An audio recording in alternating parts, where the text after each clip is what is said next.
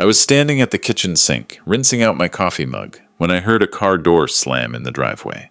Not the way a normal person closes a car door. The kind of slam that means someone is making a point. I set the mug down slowly. Through the window above the sink, I could see the hood of a silver sedan I didn't recognize. My chest tightened before my brain had even caught up with why. My grandson was in the next room. I could hear him. That low, steady hum he makes when he's concentrating. The sound that used to worry me when he was 6. The sound I now find more comforting than any music I've ever heard. He was at his desk. He was fine. I told myself that. I told myself that twice. Then I heard the knock. Let me back up. Because you can't understand that moment at the door, what it cost me to open it, what it took not to slam it shut again, unless you understand the 11 years that came before it. My son-in-law left when my grandson Caleb was not quite 2 years old. That part I understood. He was 24, scared, and not built for what was coming. I didn't agree with his choice, but I understood it. People run from hard things. That's old as time. What I never understood, what I still don't if I'm being honest, was my daughter. She was 31. She was his mother. And when Caleb was 3 years and 4 months old, she pulled into my driveway on a Tuesday morning while I was trimming the hedge out front, walked around to the back seat, unbuckled him from his car seat, set him on the sidewalk with a backpack shaped like a turtle, and said, "Dad, I need you to watch him for a while." I looked at her. I looked at him. He was standing very still, the way he always did in new situations, his eyes fixed on a crack in the sidewalk. He had a juice stain on his shirt collar. "How long is a while?" I asked. She didn't answer that. She kissed the top of his head, quickly, the way you kiss someone when you're already thinking about leaving, and she got back in her car. I called after her. She rolled the window down and said she needed to figure some things out, that she'd be back when she had herself together. That was 11 years ago. I'm not going to stand here and tell you I handled it perfectly. I didn't. The first week I was furious. I called her every day. She answered twice. The second time she answered, she was crying, saying she couldn't do it. She wasn't the right person for him, that I was better with him than she ever was. I didn't know what to say to that, so I said, "He needs his mother." She said she knew. And then she stopped answering. By the second week, I stopped calling and started paying attention. Because Caleb needed me to pay attention. I was 62 years old. I had spent 34 years teaching 8th grade history at a public school in Dayton, Ohio. I knew how to manage a classroom. I knew how to explain the Missouri Compromise to a 13-year-old who would rather be anywhere else. What I did not know was how to raise a child who screamed if the seam of his sock wasn't positioned exactly right on his toes, who ate only 6 foods and needed them plated in a specific way. His toast cut corner to corner, nothing on his plate touching anything else, his apple juice in a blue cup and nowhere else, and who had not yet, at 3 years old, said a single word. Not one word. I took him to a pediatric specialist the 3rd week. I drove 40 minutes each way, and I sat in that waiting room, with him on my lap, his head against my chest, his fingers tracing the buttons on my shirt cuff, the way he did when he was somewhere unfamiliar.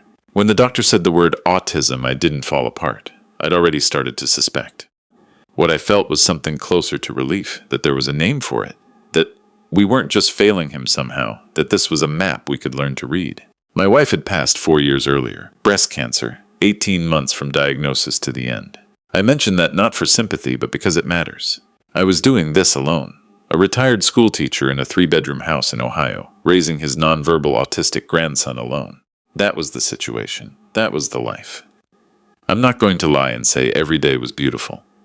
Some days were hard in ways I don't have language for. The meltdowns that lasted 2 hours. The night he got out the back door at 2 in the morning and I found him 3 blocks away sitting in the middle of the street, rocking, looking at the sky.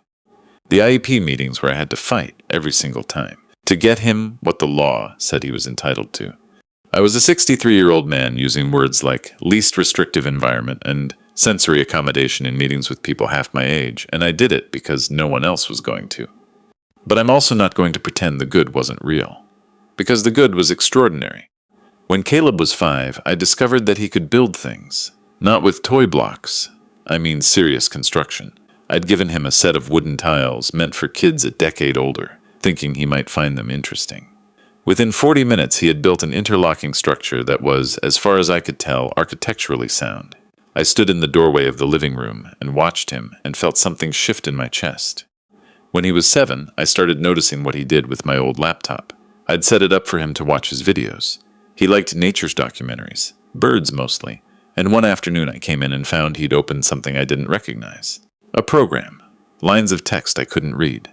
I called my neighbor's son, who works in IT, and he drove over and looked at the screen for a long time without saying anything.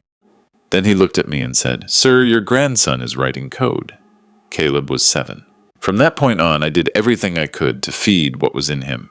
I took a class at the community center, Introduction to Coding for Parents it was called, full of 30-year-olds and me, so I could at least understand what he was doing.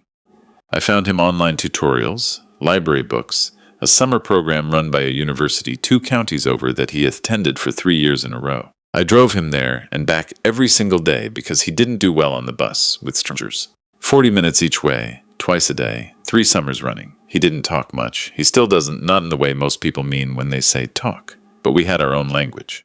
I learned his signals, the way his left hand would still when he was frustrated, the particular quality of silence that meant he was working through something versus the silence that meant he was overwhelmed and I needed to intervene. He learned mine too. He knew when I was tired before I did. He'd bring me my coffee mug without being asked and set it on the side table to my right. Handle turned toward me exactly the way I liked it. That was love. I don't care what anyone says. That was love. He turned 16 the March before everything changed. By then, he'd been working on his project for 2 years. He called it, I'm going to try to explain this accurately, a learning environment platform. A system that adapted in real time to individual users, tracking not just what they got right or wrong, but how they processed information, adjusting the approach the way a good teacher would. He had built it to help kids like himself, kids whose brains worked differently, kids who got lost in traditional classroom formats. He explained it to me one evening at the kitchen table, using a combination of words and diagrams he drew on a legal pad. I understood maybe 60% of it. What I understood completely was this. He had seen a problem, and he had solved it, and the solution was elegant. And he had done it alone in this house, in his room, while I thought he was watching birds. I started quietly. I didn't know what I was doing, not really. I attended a small tech showcase at the university and brought him along. He stood at a table and demonstrated his platform to anyone who stopped. He didn't make eye contact, he didn't do small talk. But when someone asked a question about the technical architecture, he answered it in full, precise, unhurried sentences, and the person asking would go quiet in a particular way. The way people go quiet when they realize they're talking to someone who knows more than they do. An investor stopped at our table. He asked Caleb 3 questions, and Caleb answered them, and the investor gave me his card. What followed was a period I can barely describe, because I had no frame of reference for any of it. Meetings I didn't fully understand. Legal documents I hired an attorney to review. A licensing agreement. Then an acquisition offer. $4,700,000. I sat at my kitchen table after Caleb had gone to bed, and I looked at that number on a piece of paper, and I thought about the 3-year-old boy sitting on my sidewalk with a turtle backpack and a juice stain on his collar. I thought about every IEP meeting, every early morning drive, every evening I'd sat on the floor of the living room while he lined up his wooden tiles and I graded practice quizzes for a volunteer tutoring program I'd joined to stay occupied, to keep my mind from going to dark places. I thought about his mother. I hadn't spoken to her in 6 years. The last time was a phone call on Caleb's 5th birthday. She asked how he was doing. I told her. She said she thought about him. I said I knew. Neither of us said anything for a while. And then we said goodbye. That was the last time. The knock at the front door came on a Thursday in October. I opened it, and she was standing there, my daughter. She looked older. We both did. And she was dressed carefully, the way people dress when they want to make an impression. Next to her was a man in a sport coat holding a leather portfolio. He had the particular posture of someone who bills by the hour. "Dad," she said. "I know who you are," I said. And I don't know why I said it that way, except that something in me needed her to understand that the years between us hadn't made her a stranger. That I had thought about her every time I'd had to explain her absence to a school form, every time Caleb had been asked about his family by a well-meaning therapist and gone quiet in a way that had nothing to do with autism. She said she wanted to talk. I said, "About what?" She said she'd been reading about Caleb, about the platform, about the acquisition. I stood in the doorway and I looked at this man with the portfolio and something cold moved through me. Not anger exactly. It was older than anger. It was the feeling you get when you have been afraid for a long time and the thing you were afraid of has finally arrived and it is exactly as bad as you thought it would be. I let them in because I didn't know what else to do. Because she was still my daughter and I am still her father and there are obligations that outlast even the worst betrayals. I put the kettle on because that's what I do when I don't know what to do. I heard Caleb's humming from the hallway. Still working. Still fine. I told myself that again. She sat at my kitchen table, the same table where I had read that acquisition number alone at midnight, and she began to talk about her rights. About how she had never legally relinquished custody. About how she was still, technically, his parent. The man in the sport coat had a folder. He was going to open it, and then Caleb walked in. I don't know if he'd heard us. I don't know how much he understood about what was happening. What I know is that he walked into that kitchen in his gray sweatshirt and his worn-out sneakers, and he looked at his mother with the same clear, unhurried attention he gave to everything that required careful analysis. He looked at the man with the portfolio. He looked at me. My whole body was tense in a way I hadn't felt in years. I was about to say something. I didn't know what. Something protective, something probably not helpful, in that precise and measured voice of his. Let her talk, Grandpa. 3 words. 4, if you count the address. And in them, everything. He pulled out a chair and he sat down at the table. He folded his hands. He looked at his mother with an expression I can only describe as patient. Not the patience of someone who doesn't understand, but the patience of someone who understands everything and has already decided not to be afraid of it. She looked at him for a long moment. Something shifted in her face. Hi, Caleb, she said. Her voice was different than it had been 30 seconds ago. Hello, he said. And then, you should know that I've already spoken with my own attorney. Grandpa didn't ask me to. I called her myself last week when I saw your name in my email. The man in the sport coat stopped reaching for his folder. My daughter stared at her son. This boy she'd left on a sidewalk with a turtle backpack. This boy who had built something worth millions in a bedroom in Ohio, while I drove him to speech therapy and sat through IEP meetings and made his toast cut corner to corner. Caleb, she started. I'm not angry, he said, and the remarkable thing, the thing that still undoes me when I think about it, is that I believe him. I believe he was not angry. He had processed this possibility long before she arrived. He had handled it in the way he handles everything, methodically, thoroughly, without panic. But I want you to understand something. Grandpa is my legal guardian. He filed for guardianship when I was 9. I know you weren't notified because you had no forwarding address on file. That's document to me. There was something complicated in her expression. Surprise and something else. Something that looked almost like grief. Dad, she said softly. He's right, I said. I should have done it sooner. My attorney at the time advised me to, and I put it off.